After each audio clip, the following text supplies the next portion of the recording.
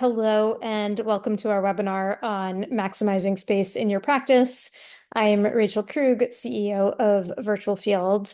Virtual Field is an exceptional eye exam experience with visual field, color vision, and pupillometry exams in a portable, patient-friendly headset. And I'm joined by Bill Gerber of OMG Optical Marketing Group. He's redesigned many practices, too many. I don't even know if you keep track and count in his career. And he's going to briefly introduce himself. Take it We, away, Bill. yeah, thanks, Rachel, and thanks for having me. I really appreciate the opportunity and to connect with your fantastic audience. I'm Bill Gerber, and I run a company called OMG Optical Marketing Group. We just celebrated our 10th anniversary.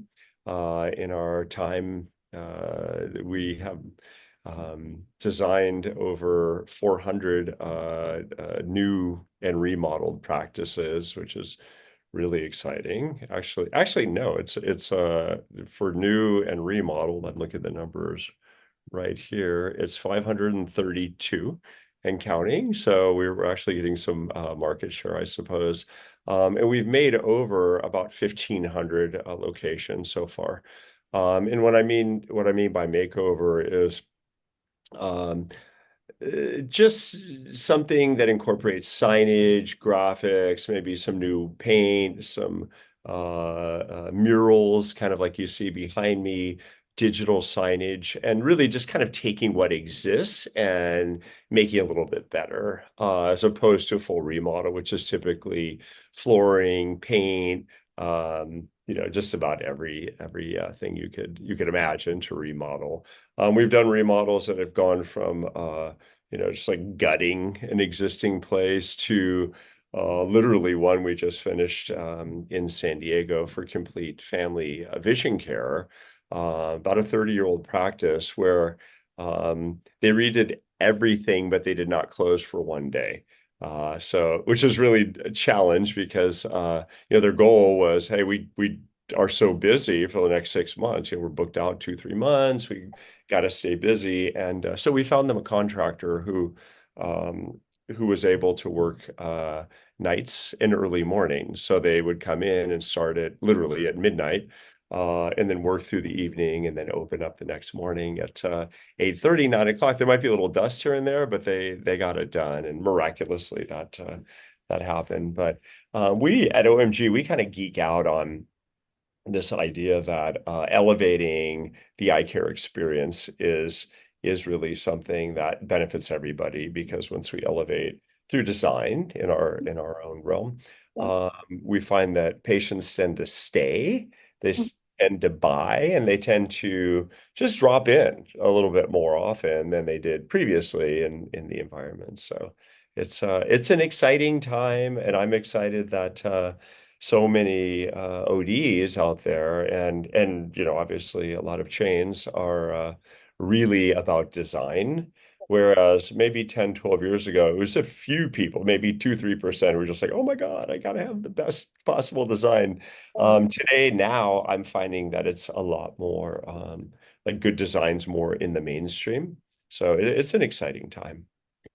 That's awesome. To kick us off, why don't you show off a few of the beautiful redesigns you've done? Yeah, absolutely. So I'm enabled to share here. Let me share a few things. I'm going to show you how much stuff I have on my desktop and how many tabs I keep open. So this is a little bit of a thing. So when I go to Apple and I buy a new computer, I kind of like the experience going in and trying out new things and stuff. Yeah. Uh, they asked me, what are you going to be using it for? And I tell them everything. And I said, and I'm the guy who has like 72 tabs open. Like, okay, extra memory, extra RAM. Here we go. No, I think Apple is a great company to get inspiration from, to be honest, because they're also focused on that exceptional experience. Yeah, absolutely. So let me show you a little bit. And this is just to give everybody a little overview. This is the OMG website. And to give you a background, OMG is actually a independently owned and operated company. We're one of the only ones in the space in eye care that are in wholly independent. We are not owned whole or part by any large corporate entity. We do have a couple backers, but those are individuals. And certainly, we're not answering to a big insurance company or a big company with a lot of vowels in it. We answer to our clients, and therefore we can do cool things, for our clients. All right, so let's jump into practice design. I'm having a little this little pop-up thing here, which was a little challenge. But the first one I wanted to share with you. This is a project, and this kind of represents kind of some best in class functions they're pretty interesting. Urban optics is a practice in beautiful College Station, Texas. I'm sure a number of you have been there. It's about an hour and a half outside of Houston. It's the home of Texas A&M, and we've been working with Dr. Green for a while actually, and we started basically 5 or 6 years ago. Just he was buying a lot of our little displays, like Mm. stands and risers that would hold up eyewear, and then he said, you know what? Hey, we're going to build a building and we want you to design the whole thing. And so what we did in this particular case is we ended up designing not only the optical space, but optical is only one part of it. This is a 5,000 square foot facility. And if you're standing in this perspective, you're looking over, what you're going to see right next door is a med spa. Okay. There's an open door leading to the med spa. We designed the med spa to complement the eye care facility. The med spa is owned by Alexis Green, Dr. Matt Green's wife. And having this open door to the med spa, they say, and they've been open now about a year since they relocated, they say that it's just been tremendous. In addition, they have an integrative health nutritionist who's over on the next side of the med spa. And then right next to the optometry clinic on the right side, they have a gym. And Mm. so clients can come in and actually be part of the whole kind of health circle Yes. and aesthetic circle. And they do have incentives to kind of stay within the compound, so to speak. So, Sure. for my eye exam, I'm then going over to nutritionist. I'm doing this and that. I can shop for high-end eyewear. And a couple of things that you'll note on some of the designs here is we have a lot of dry eye products that are worked into the overall merchandising scheme. So you'll notice the positioning here. And this is a very interesting layout because we really took a very open space approach and we created a couple different areas. So this is kind of the front door entrance, little front door over. You're looking over here, big optical, beautiful elements, great lighting, a lot of digital here. Mhm. And what the practice is doing, I think that's really cool, Rachel, is they're promoting a lot of these other services that they have, including their exam process, through the digital screens that you're seeing throughout optical. Sure. Then what you also have is you have this high-end area, we call it the library, right? Um, and then you've got a very open pretest. I believe, I'm not 100% sure, but I believe they're using virtual field. Great. Uh, because as we were designing, they told us, hey, we don't need as much space as we'd normally need. So they're like, we're doing these really cool goggles. So Yes. I'm presuming that's your product. So what we've got here, just to move on a little bit, we've got the library, which is cool, and lots of little details. And that's one of the things that we love doing. We love collaborating with our clients, especially ones with an eye, right? Because they'll come up with ideas and then we incorporate the ideas in. But just like this, this is a local live edge coffee table. How cool is that, right? Client source that. Um, and then right here, here's our entrance to the med spa, right? Hmm. And this is an evening shot, so it was a little bit darker, but so you go right through into med spa. And what we hear from Dr. Green on a pretty frequent basis is that, people will come and they'll make an afternoon of it, right? They'll do the med spa treatment, they'll do the optometry treatment, and then sometimes they'll save for another day the nutritionist. But they do have people who come in and do like kind of the whole thing.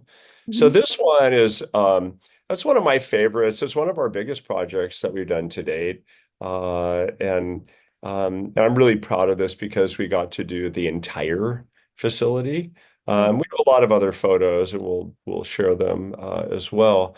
Another one I wanted to share, this is one of my um, personal favorites, is uh, New Vision Eye Care. I can't seem to get rid of this little Hmm. pop-up here. I don't know what's going on here, but well, I'm not going to worry about that right now. You can see that, okay? Yeah, on the screen. You can still see.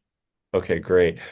So this is a remodel, and Dr. Austin Pace is in Tennessee. He wanted to figure out how to, take the practice that had been there quite a while, and I do believe his father's an OD as well, and really freshen it up.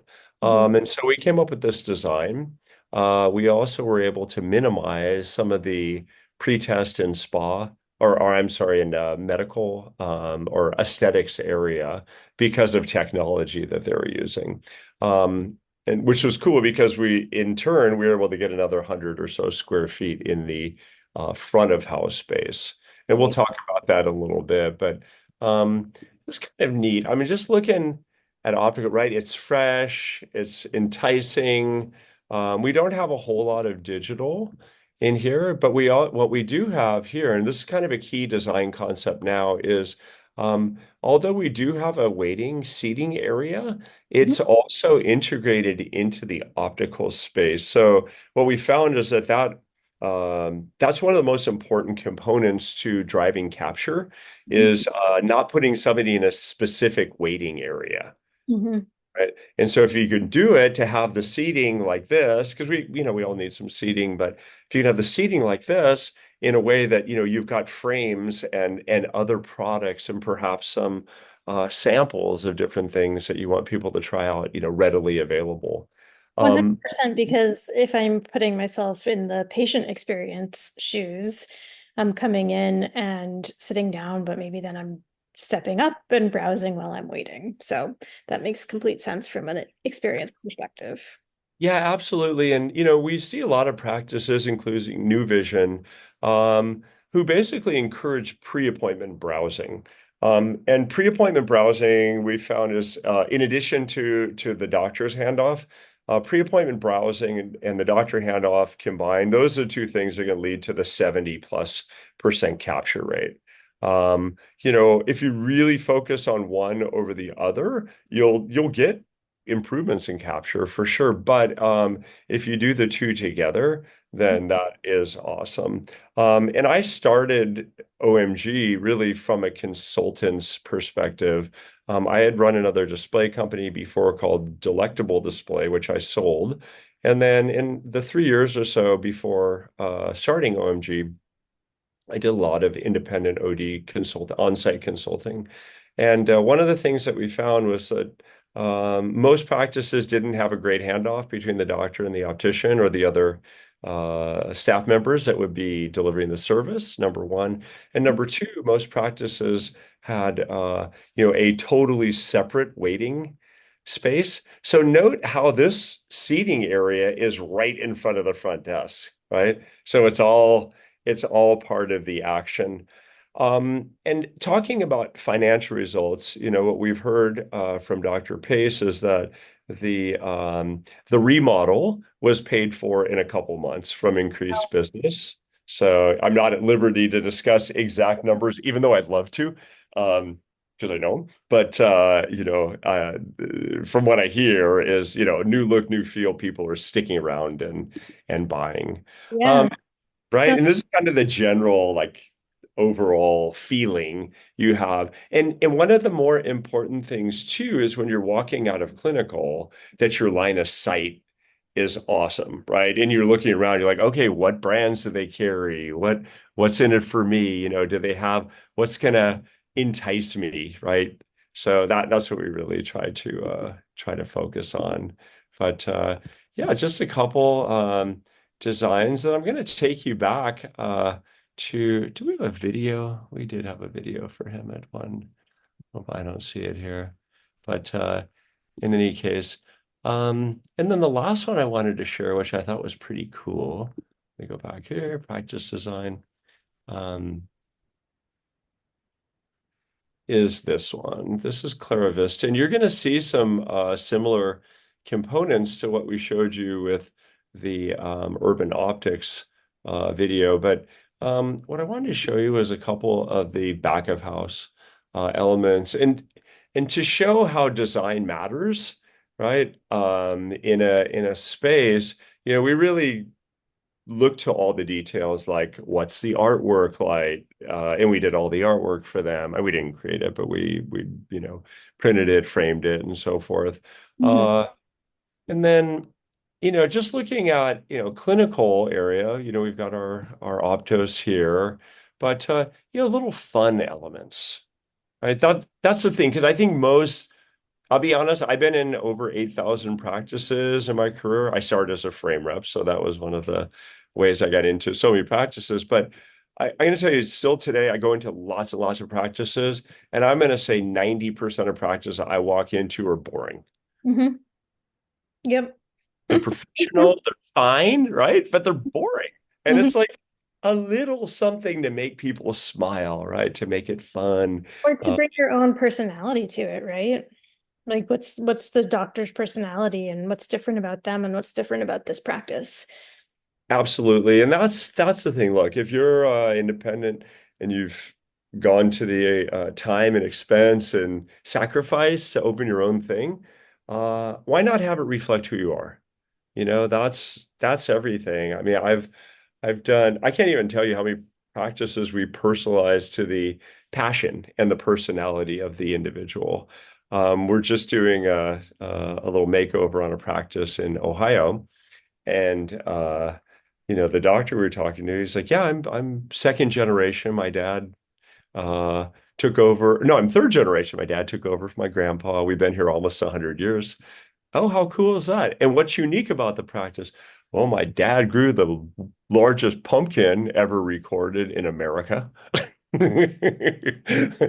So we're like, oh my God. Yeah, we're passionate about medical missions. We're passionate about charity and all that. So we're creating graphics and signage and a timeline, right, for that space that will help tell that story, right? And I feel like that's one of the biggest competitive advantages an independent can have. Because you see it. I mean, you see people like Starbucks or Panera or whoever that you walk in, it's like, oh, we're your hometown hero because we've got localized graphics, right? Right. Okay, they're just riding that affinity train, right?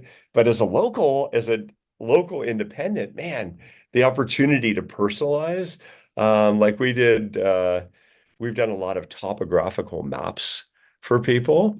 Mhm. And so I'm going to show you in a second. But where people walk in, they're like, oh my gosh, that's my neighborhood there. Oh yeah. So you're psychologically connected. Yep. Um, but yeah, I'm kind of digging the approach here to a lot of different things, exam lanes, like lots of artwork, Right. open. Closed pre-testing and special testing is kind of a thing, in my opinion, of the past. Mhm. So if you look at leaders like Dr. McCling, Dr. Laurie Sorensen, Bobby Chip Wood, just like all these different people, you're seeing this open Mhm. pretest. And Mhm. then special testing, feels like, virtual field, the amount of space required to accommodate that is dropping and dropping. Yeah, on that topic, so many virtual field customers, optometrists and ophthalmologists, are happy to tell us that they free up an entire exam room when they switch to a tabletop from a tabletop to a virtual field. Based on your experience, how would you recommend they repurpose that space? Absolutely. So there's a lot of different ways, and I'll tell you based on experience what I've heard and what we've done. You know, as we were as we dive into new display projects or design projects with clients, we'll ask them what are the areas, right? And so our first thing that we do is space planning. Mhm. We say, okay, pre-test, special testing, doctor's rooms, break rooms, contact lens, optical, storage room, server room, whatever, all that stuff. Typically, when we get that extra 100 square feet, Mhm. 150 square feet, it matters. Yeah. And so there's a few different things I've seen people do.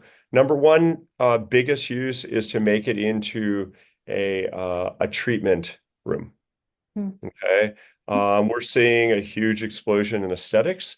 And so we're designing a lot of treatment rooms now, right? So, and I was talking to somebody yesterday in Texas, who's doing Botox. They have someone come in.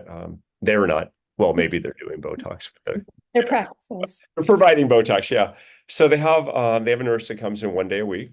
And they said that that room is constantly busy, right? They have an IPL, they have Botox 1 day a week, they offer a variety of other treatments. They said that that room alone, 2 years ago, which was really special testing, Mhm. uh, and they thought, okay, it's generating revenue for sure, but this room freeing up this space, which they didn't have because it was a 1,400 square foot practice and they needed it. They said that that will generate almost $200,000 Wow. room this year.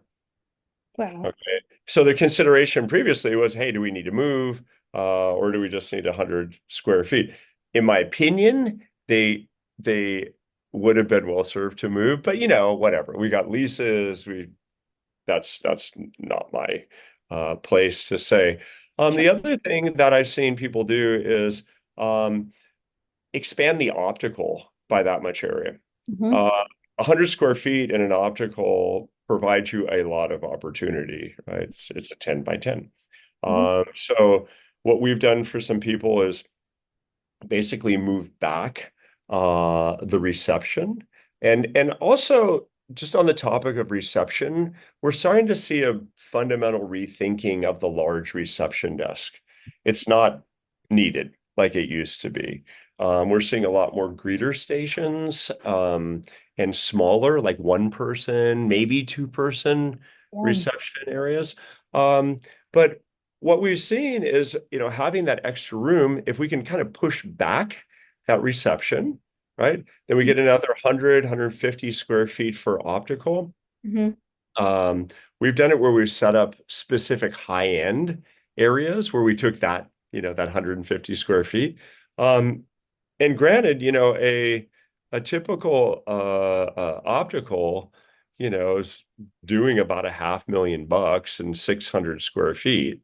So, you know, can you add another $100,000 in revenue from that extra 100 square feet? Absolutely. If you're approaching it right, without question, you can. So, more retail space, more treatment room space.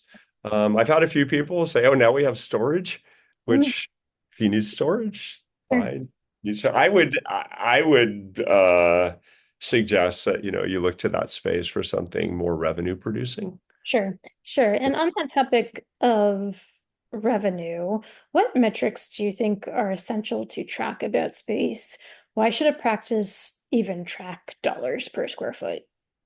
Oh my God. Well, dollars per square foot is something that everybody has to track. And I would say right now, if 10% of practices are tracking sales per square foot, I'd be surprised. I mean, you can obviously have 2,000 square feet. I'm doing $1 million. You kind of know sales per square foot, but do you really? I think, it's a key metric. And it also helps you understand, potential growth possibilities if you're looking at moving or expanding. Hmm. Okay. Because there's not, the, there's not always a one-to-one ratio of doubling square footage, let's say, in an optical or a space in general, and doubling revenue. It's not always that way. But what we do see, since we have enough history, we can take 3 and 5 year snapshots of practices, and a lot of our clients are kind enough to report, informally to us what, where they're at, year one, year two, year three, after remodel or a new build.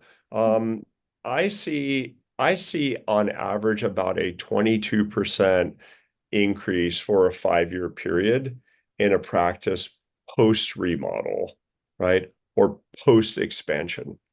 So the aggregate of that, is a doubling of the business in 5 years. I do see that on a very, very regular basis. So yeah, I think it's important to track that as a metric, right? The other tracking point that I think is critical, and I do a lot of live seminars, and one of the tools that we use now is called Mentimeter. Mhm. And Menti is basically you get all this live polling information. I have about 8,800 respondents in the last year, so we have some really good data. And one of the key things that people say that they're not tracking is sales by individual. Mhm. Interesting. Yeah, right? So, but I can tell you if you're working for Lens Crafters or Four Eyes or Pearl Vision or Sunglass Hut or, you Yeah. know, Eye Care Partners or anybody, right? Chain, you're Yes. getting sales per square foot. So that's one of the I think more important things to track. Yeah, no, that's super helpful. And I'd love to touch on the designs you shared were very beautiful. And I kind of made an inference on patient experience. They could browse when they're in the waiting room. But how else does the space and its design really impact the patient experience? Ooh, that is a you got a couple more hours? Unfortunately, we have a couple more minutes, but I this is know, I this is know. a Well, shared interest of ours, so I wanted to make sure we touched on it. I'm going to tell you a story that will answer that question.